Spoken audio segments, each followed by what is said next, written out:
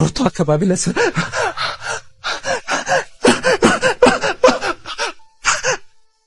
እንደምንም ጥርሴን ነክሼ እህቴን ቀበርኳት። ምንንክ ማስተር አብነትዬ ምንንክ እንድጸልዩልኝ ስለሚፈልግ ነው። በርግጥ አዲስ ሚዲያ ኔትወርክ ጋር በነበረን ኢንተርቪው ቆይታ ጋዜጠኛው በድንገት ጠይቀኝ መታመሜን ነገራችኋለሁ። አሁንም ቢሆን ሁላችሁም በየእምነታችሁ እንድጸልዩልኝ እፈልጋለሁ። ህመሙ የጀመረው አሁን አይደለም፣ ተላምደናል። ዛሬ 1 አመት ከ5 ወር አካባቢ የሚሆን ይመስለኛል። ያኔ ጎፋ በመሬት ናዳ ምክንያት ወገኖቻችን በሞቱ ጊዜ ለማገዝ እዛ ነበርኩኝ። እዛ ታመምኩ። ከዛ በኋላ ህመሙ በዛው ነው የቀጠለው። እስካሁን ባለው የህክምና ክትትል እያደረኩ ነው። ቀጣይ ያለው የህክምና ሁኔታ በቅርቡ ኖ ማስተር አብነት ነው የጋምጣው 5 ሚሊዮን ቃል ገባለሁ። 5 ሚሊዮን ኮይን አስወርድለታል።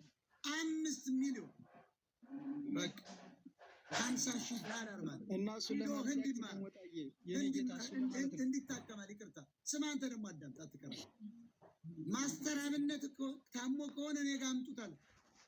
5 ሚሊዮን ኮይን ነው ማስወርድለት። 5 ሚሊዮን በጣም መልካምና ደግ ሰው፣ በጣም ለሰው እያለ እሱ እግሩን ታሞ እንዲተሸማቆማ ከተኛ አልጋ ላይ ለምንድን ነው መላዋታል? እንደዚህ አይነት ደግ ሰው ነው። ለምን ያድዋ ትግራይ ሆነ አያገባኝም። እኔ ማስተር አብነት ለህዝቡ ያስተላለፈው መልእክት በጣም ልብ ሰባሪ፣ ተመልሼ ላልመጣ እችላለሁኝ ብሏል። አንዳንድ ወገኖቻችን ሀዘናቸውን በውስጣቸው ደብቀው በሶሻል ሚዲያ ብቅ ብለው ጥርሳቸውን ፈገግ ሲያደርጉ ደህና ይመስላሉ። ሞጣ ቀራኒዮ በጣም እናመሰግናለን። የኛ ወንድም ክበርልን። 5 ሚሊዮን በቲክቶኬ እኔ አዋጣለታለሁኝ ለማስተር አብነት ያልሆነ በአሜሪካን $50 ነው ብሏል ማለት ነው። እናመሰግናለን፣ ክበርልን። እንዲህ ነው ሰው በወደቀ ጊዜ ሰው ሆኖ መገኘት።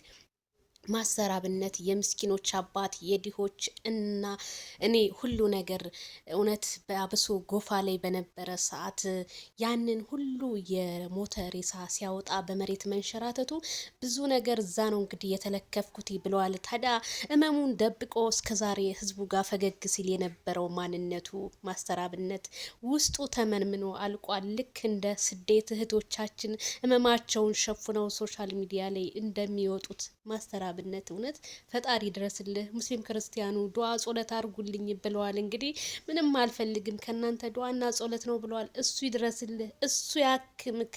እኔ ማስተር አብነት ቃላት አጥቶኛል ቤተሰብዬ።